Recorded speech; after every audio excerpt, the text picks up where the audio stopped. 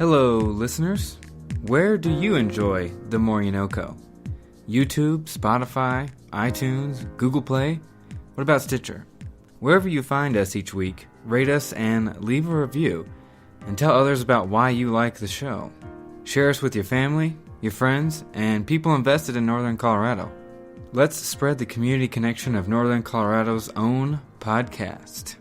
And with that, let's get to the show.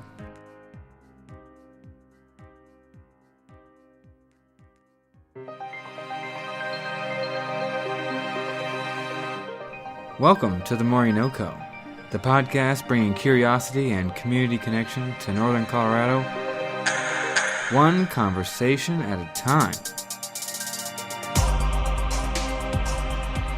I am your host, Ivan Wayne. What is up?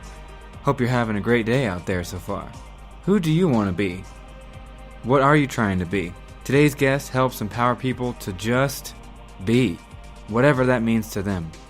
Beth Weber is an all-around badass businesswoman, owning and running two businesses that help people in Northern Colorado be who they desire. She is the founder of Refuge Hair, Studio B Salon. She is an entrepreneur, artistic director, mom, wife, coach. We cover the intricacies of Beth's adventure and her philosophy in this episode. So here she is, Beth Weber.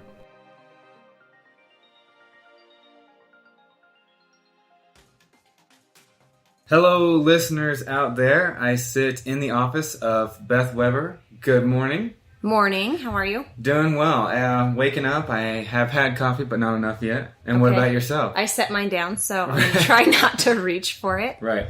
I was thinking on the way over here, you being a person who is passionate about hair and people, and you've delved in the salon world for a long time now, I was thinking and messing with my hair a little bit, and it reminded me of kind of right before you go to a dentist's office. It's like the nights before you head to the dentist, you brush like you've never brushed before. Yep. Or at least the last time you went to the dentist. And so I was sitting there looking at my hair in the mirror before you walked in. It's just something I don't think about before a lot of interviews, but I did today. Now I'm thinking about my hair and my teeth. I'm like, did I floss? Did I? Well, make sure it's all taken care of. It looks great. That's right. The listeners can't see us, so for them, it's just sounds of our voices. So our hair looks great this morning. It does. Our teeth look awesome. We might take an Instagram selfie to get it out there. Oh, shoot. Now we got to prove it. Well, if we leave that in, then they will hold us to it. Okay. So, Beth, you do many things, but one of the big things that you do is you own two businesses. Yes. And so that would be Studio B Salon and Refuge Hair. So let's jump into Refuge Hair. I feel like we might spend longer on Studio B Salon. What is Refuge Hair? Well, Refuge Hair came about a couple of years ago when my husband and I were just talking about women not taking enough time for themselves outside of the salon. But we had so many guests inside of the salon that were treating themselves to hair treatments, getting their hair to a healthy place. But then we don't see them again for 6 to 8 weeks. And they come back with their hair in the exact same condition they started with at the last appointment. So as much as professionals, we love doing those treatments. And we have something called a wash house in Studio B that we really try to spend time in and pamper each guest, especially when they're getting color. So we do all these treatments and then they leave, and then my clients would come back and I'm finding myself going, okay, well, we need another treatment to get your hair back to how it left. And we started talking to chemists and interviewing people and dabbling in manufacturing and what that would look like and if we could fund that. Because I wanted to come up with something that could repair someone's hair from home that they could do weekly so that when they came back to me for their next color visit, their next haircut, their hair looked the same as when they left. And I could build on something and not feel like I was always starting at the start line again. And the more we talked about it and the amount of time it takes, the more I thought, most people need to pause more in their week anyway. So it's okay that it takes 10 minutes and that they take some time to just find a refuge. So the name Refuge came through a lot of conversation about the why. Why are we creating it? Who needs it? And I feel like nourish your hair and feed your soul was a tagline that we came up with, and it just encompassed the outer and the inner. And I think being in the beauty industry, that's what it's all about. We do a lot on the outer, but the only reason anyone cares about how they look is so that they feel good on the inside. So that's huge. We try to always tie that together. Yeah, because I feel like a lot of times people, when they're getting themselves ready, or if they're going to do a hair treatment in between visits, they are trying to get it done as fast as possible. But to hear you say we want you to actually take more time for yourself because that's a break for you is something I hadn't considered. Well, it's really interesting how our salons and our treatment company go hand in hand, because our salon took on this thing called the Wash House. I had mentioned it earlier, and it's where we shampoo hair. And when I was in the industry before we opened our salon, shampooing was something that you did as fast as possible to get to the part that people were paying for, which was the haircut. But then when you read national polls, people want to be in the wash house longer. They actually like the shampoo more than they like the haircut. So when you like the obviously massage, they want their hair to look good, but if you ask them what is your favorite part, having someone else shampoo my hair was my favorite part. So we started first in the salon slowing that down. If that's their favorite part, make it take longer. But then what's interesting is self-care at home, people want it to happen quickly. But why do they want it to happen quickly? Does it need to happen quickly? Not if it's an enjoyable experience. So putting different aromatherapies in a product and making sure that the process feels good should make people want to pause and take longer on that self-care. Why do you think this disconnect happens at home versus when we go back out? Do you think it's we forget what we truly like, or do we just get distracted by, I have these 15 things that have to get done today? I think it's both. I think we forget what we like and we have 15 things we need to get to. But I don't think we get to those things well if we don't take care of ourselves. So I think we're constantly torn between, do I work out or do I get to my to-do list? Do I take a longer shower or do I hop out and start my day? But when we do self-care, we're more effective and we do a better job on our to-do list. Many times people will say one or the other, well, I'll just do both, but do it really fast and rush, and it just puts ourselves in this constant state of hurrying to the next thing. And it's like, while you are in the moment, you are already not enjoying it because you're anticipating the next. I listened to a podcast about mindfulness from someone I really enjoy, Sam Harris, and he was talking about the experience of eating.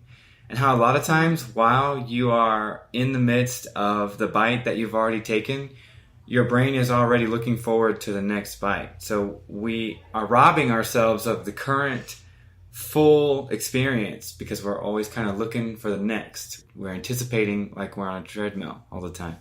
Gosh, that's so true. And it reminds me of being a family person, being a mom. I train my kids to eat fast. So now I'm sitting here feeling really guilty because I'm like, hurry up and eat. You need to be thinking about the next bite while you're chewing. And my kids would laugh because you could quote that that's something I say every day. But you're completely right. If we're not enjoying the meal that someone just took, a half hour to cook, 45 minutes. I'm a terrible cook, so 20 minutes tops at my house. But if we're not enjoying the meal and enjoying the FaceTime with our family, I'm not sure what the purpose was behind it. So you're totally right. And Refuge Hair is a product line, right, that people can purchase? Yeah, so Refuge Hair is a product line. It's strictly a treatment company. What that means is we don't make hairspray, we don't make hair gel, we don't even make shampoo yet. That's something that is an internal debate within our company. Right now it's a treatment line and it's 3 steps. So people use the shampoo that they are already in love with. And then there's 3 different steps. There's one that nourishes the hair and has the strongest ingredients that target whatever that specific hair need is.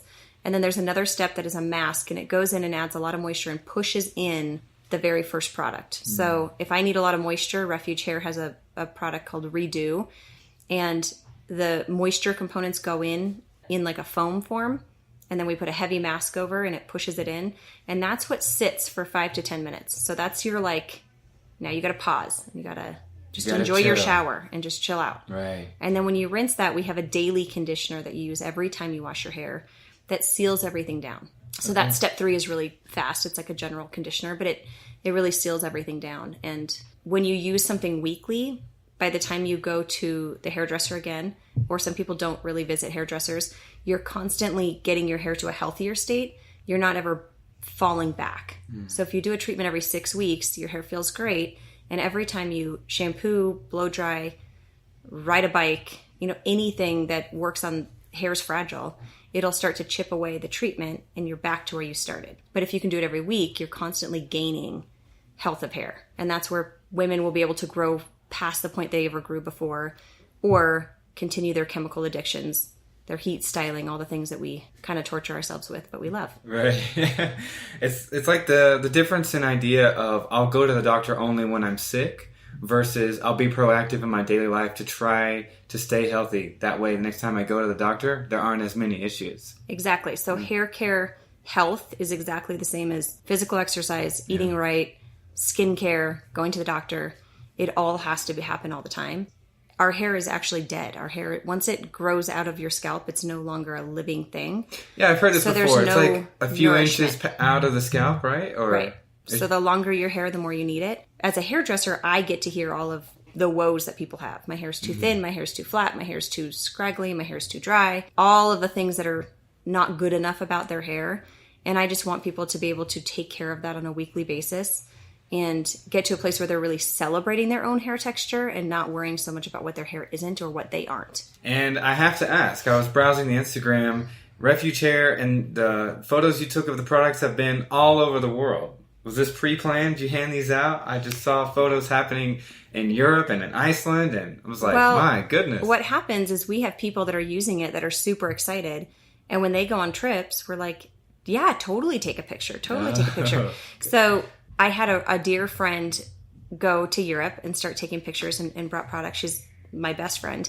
And then other people went, oh, so you traveled with it. And then we're like, yeah, please do. Send us all the pictures you have of Refuge visiting different places. And like I said, it's not sold anywhere but Studio B salons in Fort Collins and Boulder right now. But we've been working on the website way too long. We're kind of we're stuck in trying to make it perfect. We need to just get on with it. So the world should see the website launch so that we can actually start shipping it out and get it in more people's hands in the next couple of months. Yeah, well, we can definitely promote that whenever the website launches and we can get people in there. We're working on it. So you mentioned Studio B Salon. You got 2 locations, Boulder and Fort Collins. So we have 2 salons in Fort Collins, so technically 3 locations. And then we just opened our training facility here, which is where we headquarter all of our corporate offices, as well as take all of our incoming phone traffic. So we have a whole team of amazing women up here that take all of the phone calls to book the salons, as well as obviously like corporate people are working up here. I mean, corporate, we're a big family, but we do have people that take care of our orders and inventory and stuff. So we're here, and then we have a training salon open now, except for we had to open our training salon for more VIP clients and higher level stylists because we're running out of space. So good problem to have. Yeah, so we're getting ready to really plan out where does our growth live in Northern Colorado. Yeah, and you have a passion for hair. Where did this start? How far back does it go, and what kind of road, led you into this realm? I think it's funny. I loved hair as a toddler. I remember when I got to use the curling iron for the first time, I was 5. And my mom was like, fine, you can use a hot curling iron with electricity. I feel like that was too young looking back, but I remember begging to curl my hair. And I don't think this will upset my mother because she's pretty aware of it, but she's really bad at hair. Okay. So she wasn't someone that could get us dolled up for school. So I think that was part of it. I wanted to look a certain way, and I just knew it was in my own hands to figure that out. Yeah, I wanted the rollers. I wanted all of it. That was an early thing, but I didn't grow up very girly. So it's not that I wasn't great at doing my hair. I'm sure I have a lot of friends out there from middle school that are like, really? You should have been better at that if that was an early fashion. Thanks, Beth. Yeah. But I wanted to feel good, and I wanted, early on, once I figured those things out, I wanted other people to feel good. So it was more about people knowing how to make themselves feel good about how they looked. And then how did this lead to opening up Studio B? Well, when I was I worked for a dear friend of mine for a couple of years, and she went on to work for Paul Mitchell Corporate. So it kind of left me in a place where I had to figure out where I was going to work next.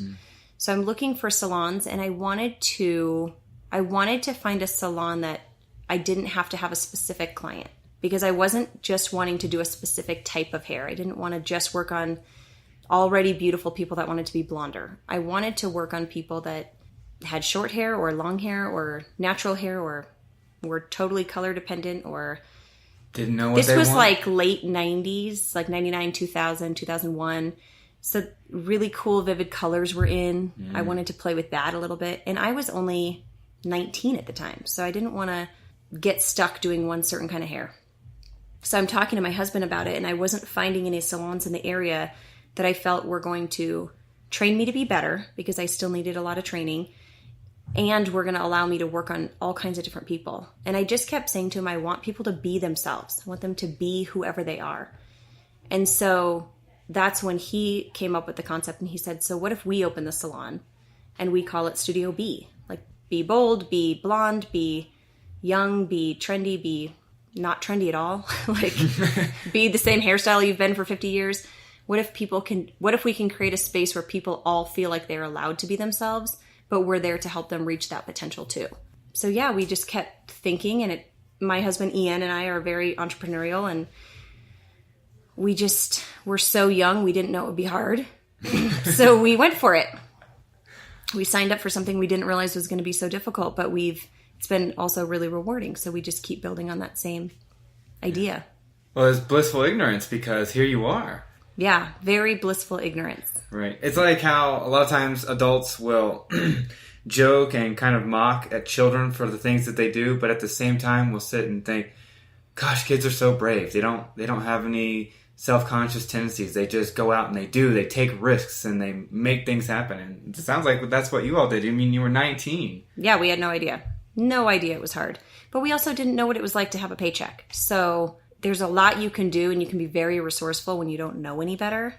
And we often talk now, with all of our knowledge now and where we are now, we could not have started over and done a better job, because we would have gotten in our own way. We would have known how hard it was going to be. We were going to have expectations that were unrealistic in the beginning. It was something we really needed to start as kids to get to where we are now. Just plunging ahead and not really knowing the tricks of the trade actually helps you all, because did it make you more open to advice? Did it make you try things in a different way that people weren't trying? How do you think that benefited you all? Yeah, it made us all of the above. There's a lot of business advice that we got from Paul Mitchell as a company, and that was great, because we just would say, okay, and do it. We've had many of conversations with our coaches and mentors in the industry that come out of that company, and they kind of went, how is it working, and how did you get to where you are? And we're like, I mean, honestly, we listened. You put out an article and said, people like shampoos, extend your timing back there. And we said, okay. There it is. Where other salons may have already had something established, and that would have hindered a profit margin, or that would have, they would have had to recreate something, and we didn't have anything to recreate. We were starting from scratch. So we were able to be super flexible, and we could adapt to change really well, because we didn't know any better. That fearlessness really aided us. And so now we're doing that with Refuge, because we don't know anything about manufacturing. We don't know anything about hiring a chemist, or, we're just jumping in with 2 feet. And obviously we're past that point. We have bottles and we have formulas done and everything's ready to go. But not knowing what we're doing is helping us to not have boundaries. Yeah. Well, you've mentioned it to me before we started the podcast. You've mentioned it in the recording, that the why and the passion behind what you do is what drives you. And I think that is a huge ingredient to success that some people miss when they try to start their own business. And a lot of people will turn around after, they've reached the summit, and they're like, we have no idea how we got here. We just knew we loved this and we wanted to make it happen, and somehow it did. And you were sharing with me, it sounds like Studio B is in the business of empowering and emboldening people. And you mentioned to me before we started that one of the biggest things that you wanted to cover is that you all enjoy growing people and investing in people. And so let's open that can of worms. Yeah. So we did not have a plan for how many salons or how many staff members or what that was going to look like. However, watching somebody go from beauty school, which, it's a trade school and it's a creative space, and not everyone is highly creative. Some people go into it for the business, but if you look at the mass of people coming out of beauty school, it's a very creative space, and it's a trade school.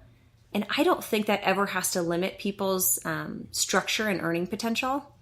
So I get really excited when someone comes out of beauty school and they're in that vulnerable place where they're like, okay, teach me. What do I need to do? How do I need to learn? And they can start to follow different systems and not ever lose their passion, and to watch them grow through the industry. I like sitting down and going over goals with people. That's actually what we do every January. We do it every quarter, but January is a big time because we're starting a fresh year. And having our new employees sit down and go, in 5 years, I want to buy a home, or in 2 years, I want to make sure I have a new car, or now we have a lot of employees that are going, by next year, I want to start having investment properties. And to me, that's a whole new that's a brand new thing to our company to have. I remember the first person that said, I want to buy a home, and then they hit that goal. And I was just so proud to know that we were inspiring people to reach for something that they were kind of too young to do. Like a lot of times in their early 20s buying homes. And I just think, gosh, that's really going to set up your life. In Northern Colorado, it's such a growing marketplace. If you can own a home at 23, you just set up your life. Especially if they bought these back in the 90s, early 2000s. Now that home is probably quadrupled. Right. They can do all these different things, and it's going to keep gaining value. So even the people that are doing it this year, I'm like, well, there's going to come a point where there's people just can't afford their first home ever in this area. So such a great thing to do. And it's not that people expect tradespeople not to do well, but you do tend to think if you go to a 4-year college, you're going to get this certain lifestyle. And if you don't, you're choosing a lesser lifestyle. So I do love that we can help creatives get there if that's really where they want to go. If they want to go to hair school, but they still want to have a certain lifestyle, that's a goal for us. But yeah, this year we're getting our first kind of group of stylists that have been with us a little longer that are getting ready to buy investment properties. And I'm like, I would have never put that on our goal for our staff, but super proud that we're there. But it's happening. Yeah. And so to watch hairdressers just be thoughtful in that way and set up their futures is pretty incredible. Now, the stylist-salon interaction, I may be a little ignorant here, but it seems interesting to me. It's kind of like you're an entrepreneur running a space of other entrepreneurs, and it's like everyone has this like symbiotic relationship. The stylists help you grow, but you also help them grow, and you bring clients in. It's a physical space, and I've always found this part of this industry fascinating. Well, it is fascinating because it has two polar opposite tracks. There's two ways that you can be a licensed hairdresser or cosmetologist.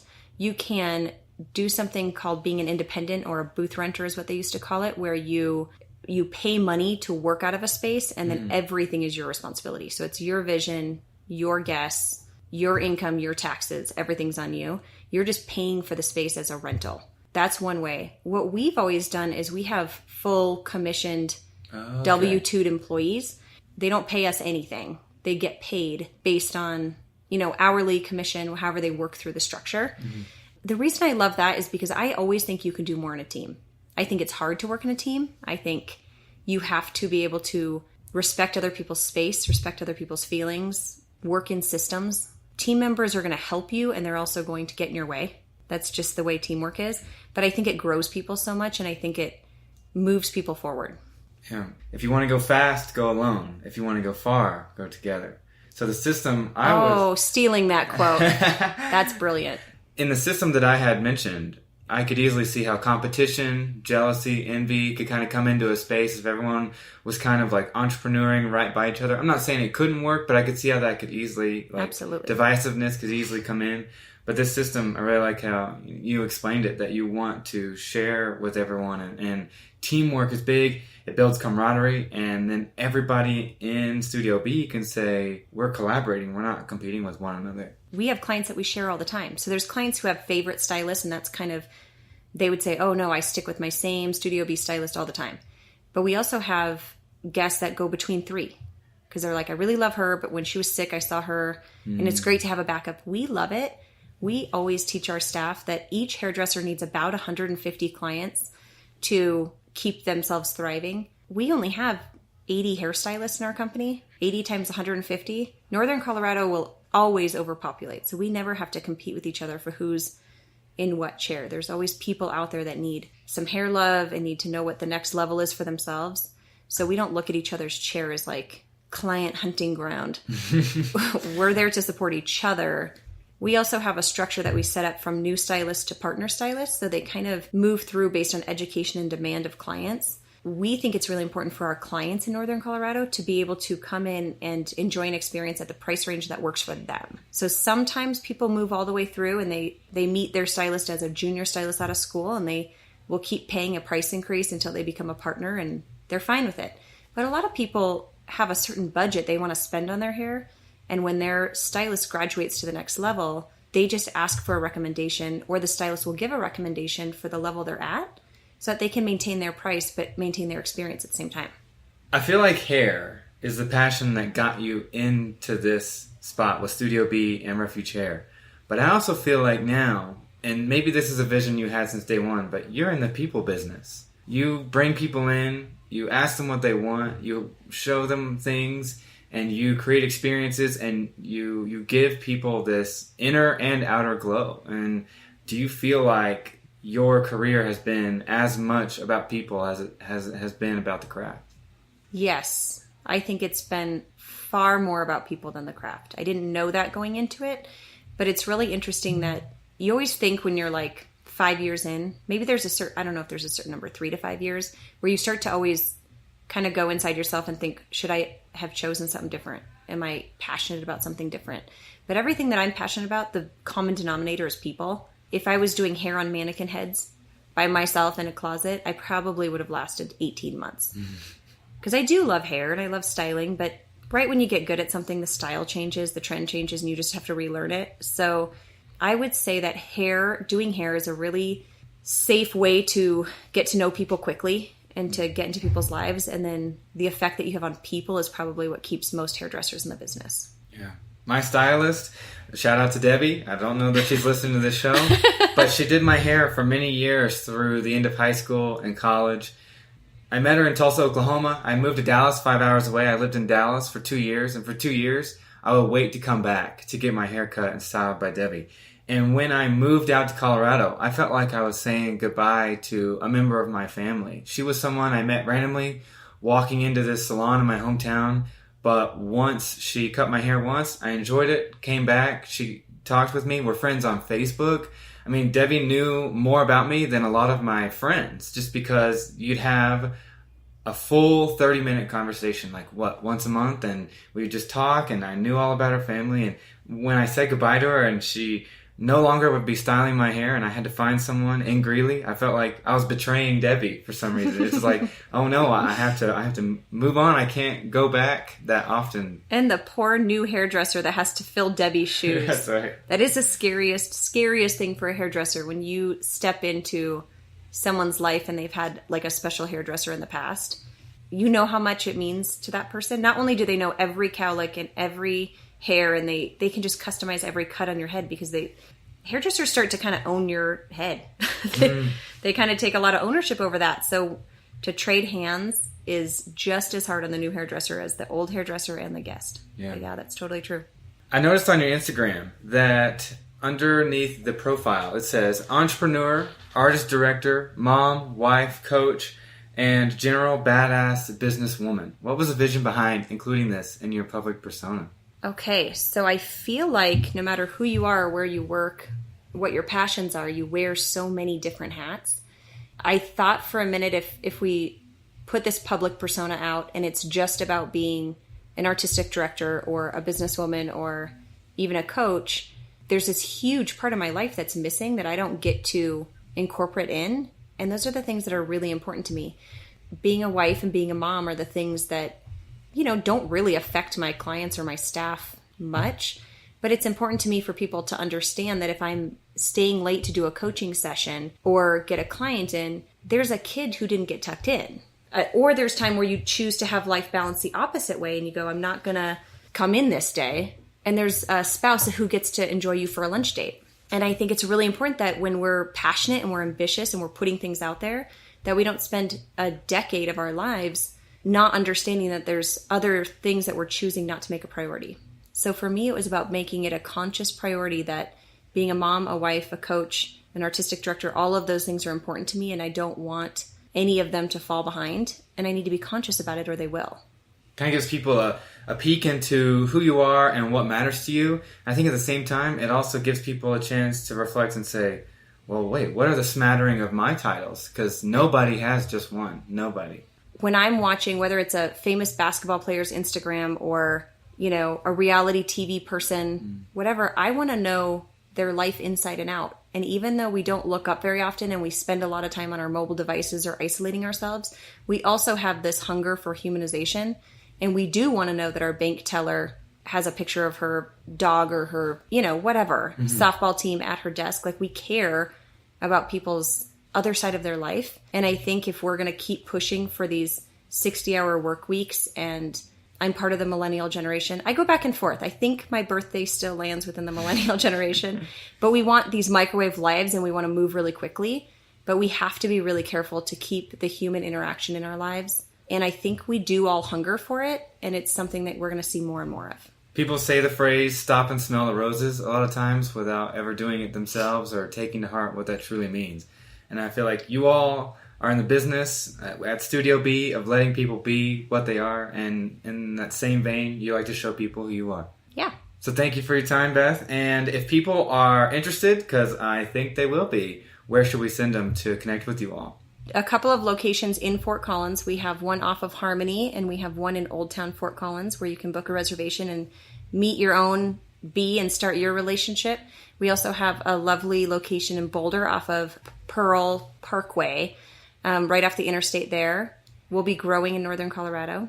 And then Refuge is, if you have a hairdresser you're already in love with and they don't work at Studio B, Refuge Hair Care is going to launch in the next couple of months, and you'll find that on my Instagram.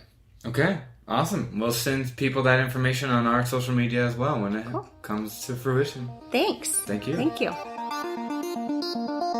Don't worry. We will be back soon, hearing from another person or a group of people on the NoCo. As always, I want to thank Russell Isaac Long for the music used here at the NoCo. Check us out on Instagram or Facebook for extra information, bonus content, and updates about guests who have previously been on the podcast. That's the NoCo, all one word. Original, right? Thank you for listening and supporting the show. Until next time, peace!